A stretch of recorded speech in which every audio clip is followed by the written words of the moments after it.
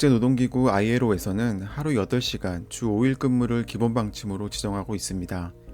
주당 최대 근로시간은 독일 48시간, 프랑스 44시간, 한국 52시간으로 각 국가 간 연장 근무 방침에 따라 차이가 있긴 하지만 대부분의 국가들은 ILO의 기본 방침을 충실히 따르고 있죠. 그 결과 많은 나라의 근로자들은 주중 5일은 일하고 주말 2일은 친구, 가족, 연인과 함께 여가를 즐기는 삶을 자연스럽게 누리고 있습니다. 하루 8시간, 주 5일 근무제는 이제 너무나 익숙해 마치 태초부터 존재해온 제도처럼 느껴질지도 모릅니다. 그러나 이 제도가 자리 잡기까지는 수많은 노동자들의 희생과 오랜 투쟁의 역사가 있었습니다. 사회제도는 철학과 문화, 과학기술 수준의 발전에 따라 끊임없이 변화해왔고 근로시간 역시 시대의 흐름과 함께 바뀌어왔습니다. 최근에는 일부 선진국을 중심으로 현행 근무제도를 재검토하고 보다 유연하고 지속가능한 형태로 전환하려는 움직임도 활발하게 일어나고 있죠. 그런 가운데 최근 대한민국 정부는 주당 최대 근로시간을 52시간에서 64시간으로 연장해달라는 한 기업의 요청을 승인하였습니다. 이 조치가 산업 전반으로 확산되지 않을까 하는 우려의 목소리가 커지고 있는 상황입니다. 특히 많은 국가들이 근무시간 단축에 대한 사회적 논의를 시작하고 일부는 이미 주 4일제와 같은 실험을 진행 중인 시점이라는 점에서 시대를 역행하는 정부의 이 같은 조치에 안타까운 마음이 들기도 합니다. 이번 시간에는 인류 노동시간의 역사와 함께 우리가 어떻게 주 5일 근무제를 쟁취하게 되었는지, 그리고 앞으로의 근로시간은 어떤 방향으로 변화해야 할지를 함께 살펴보려 합니다. 아주 먼 옛날, 인류는 주로 수렵가 채집으로 생계를 유지했습니다. 이때는 지금처럼 9 to 6라는 개념 자체가 없었죠. 먹을 것을 찾아 이동하고 사냥감을 쫓고 열매를 따는 것이 주요 업무였습니다. 노동시간은 자연의 리듬에 맞춰 흘러갔다고 볼 수 있죠. 해가 뜨면 활동하고 어두워지면 쉬는 단순하지만 자연스러운 패턴이었습니다. 물론 생존이 걸린 문제였으니 노동 강도는 꽤나 높았을 겁니다. 맹수와 싸워야 하고 험난한 자연환경에 적응해야 했으니까요. 하지만 현재 사회처럼 정해진 시간 동안 일하는 방식은 아니었습니다. 필요에 따라 상황에 따라 노동시간과 강도가 유동적이었습니다. 고용주와 근로자 관계가 존재하지 않는 일종의 자율근무 형태였지요. 고대 인류의 업무 생산성은 날씨와 상황에 영향을 많이 받았습니다. 운이 좋아 적게 일하고도 배불리 먹을 수 있는 날이 있는 반면 열심히 일을 하고도 식량을 구하지 못해 몇 날 며칠을 굶는 일이 다반사였죠. 이런 고대 인류는 수렵 채집보다 좀 더 안정적으로 식량원을 확보하기를 바랐습니다. 지금으로부터 약 1만 2천 년 전, 호모사피엔스는 수렵 채집을 그만두고 농사를 짓고 가축을 기르는 정착 생활을 시작하면서 고대 인류의 바람을 이루게 되었습니다. 우리 인류는 안정적인 식량원을 확보하는 대신 고된 노동의 굴레에 빠지게 된다는 사실을 미처 깨닫지 못했습니다. 땅을 갈고 씨앗을 뿌리고 물을 대고 잡초를 뽑고 수확까지 농사일은 계절에 따라 쉴 틈 없이 이어졌습니다.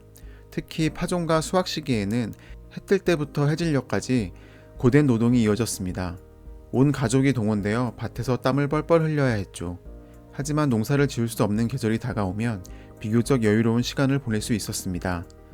역사학자 줄리에 쇼어의 연구에 따르면 중세 유럽 농민은 연간 평균 150일에서 180일 정도만 일을 했다고 합니다. 하루 노동시간도 여유로웠고 종교적 축일이나 계절에 따라 쉬는 날도 많았죠.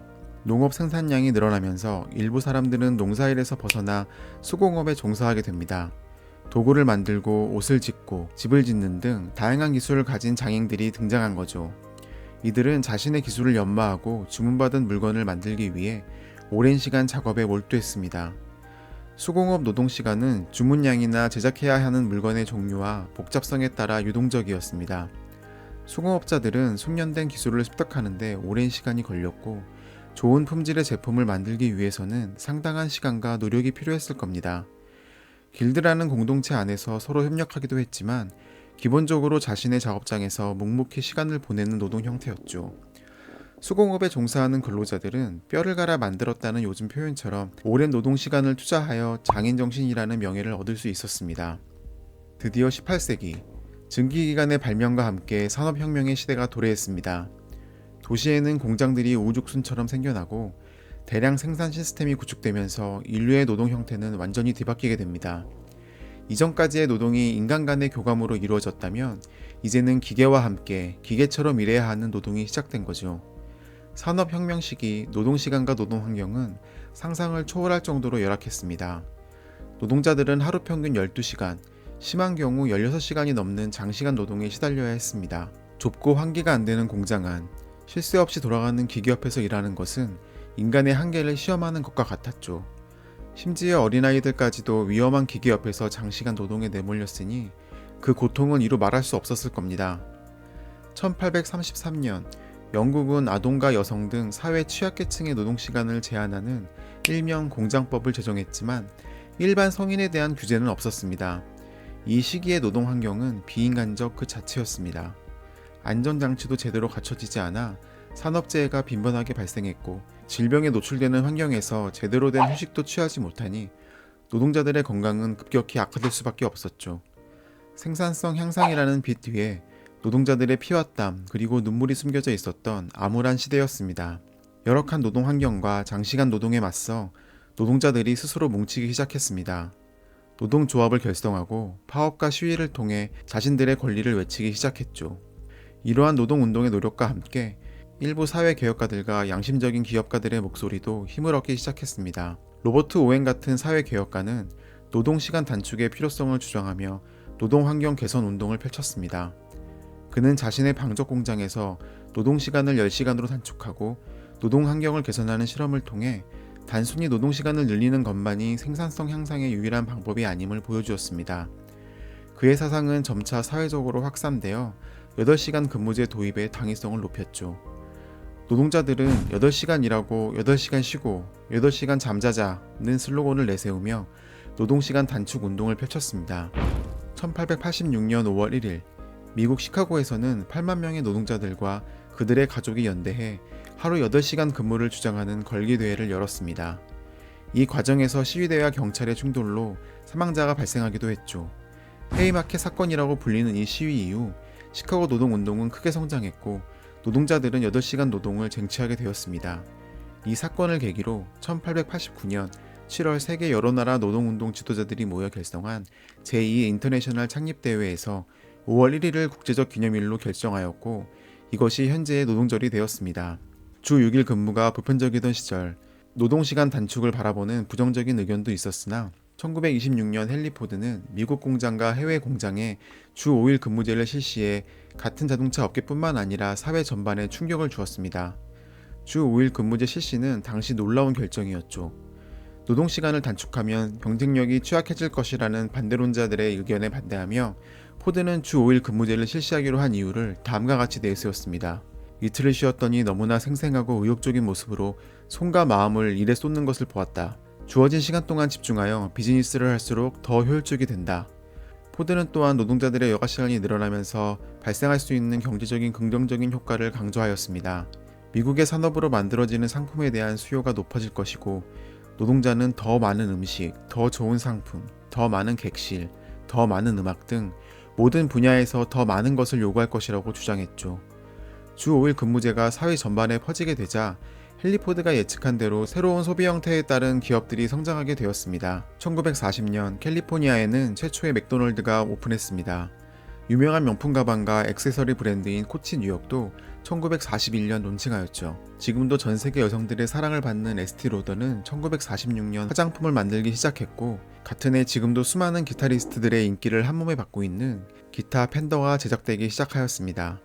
이 모든 브랜드는 주 5일 근무제 적용으로 인해 충분한 여가 시간을 가지게 된 소비자의 새로운 욕구를 만족시키고자 탄생했고 지금까지 그 명성을 이어오고 있습니다. 우리나라는 전태일 열사가 근로기준법을 준수하라를 외치며 분신한거한 이후로 근로환경 개선을 위한 노동운동이 이어졌습니다. 외환위기를 겪으며 일자리 창출을 위한 주 5일제 논의가 시작되었고 2004년부터 단계적으로 도입된 주 5일제는 2011년 완전히 정착되었습니다. 주 5일제 도입 이후 한국 또한 주말여행 문화생활이 일상화되면서 내수 경기도 활기를 띠었습니다. 무엇보다 일 중심에서 삶 중심으로 국민들의 인식이 바뀌는데 결정적 역할을 했습니다. 이것은 한국 사회가 더 나은 삶을 향해 나아가는 첫걸음이 되었죠. 이 모든 성과가 주 5일제로부터 시작되었습니다. 그렇다면 근무 시간을 단축하면서 이전 수준, 아니 그 이상의 성과를 달성할 수 있었던 비결은 무엇일까요? 그것은 바로 노동 생산성의 발전입니다. 1760년 산업혁명 당시 영국 섬유산업의 노동 생산성의 연간 성장률은 0.5% 수준이었습니다. 하지만 19세기에 들어 1% 이상으로 가속화되었습니다. 기계화된 면방직 기술 도입이 확대된 덕분이었죠. 미국은 남북전쟁 이후 철도 확장과 포드자동차의 컨베이어 벨트로 대표되는 대량 생산 시스템의 발달로 연간 노동 성장률 2.5%를 기록하기도 하였습니다.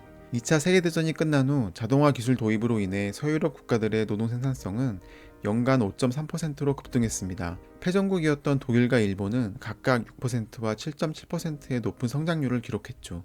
전후 복구라는 특수한 상황을 감안하더라도 기술 발전이 노동 생산성 향상에 기여한 효과는 분명해 보입니다.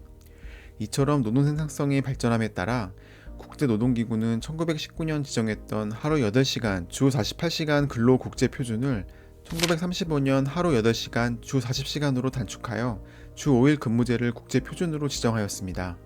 하지만 이 조치는 당시 가맹국들의 비준을 충분히 얻지 못한 반쪽짜리 협약이었죠.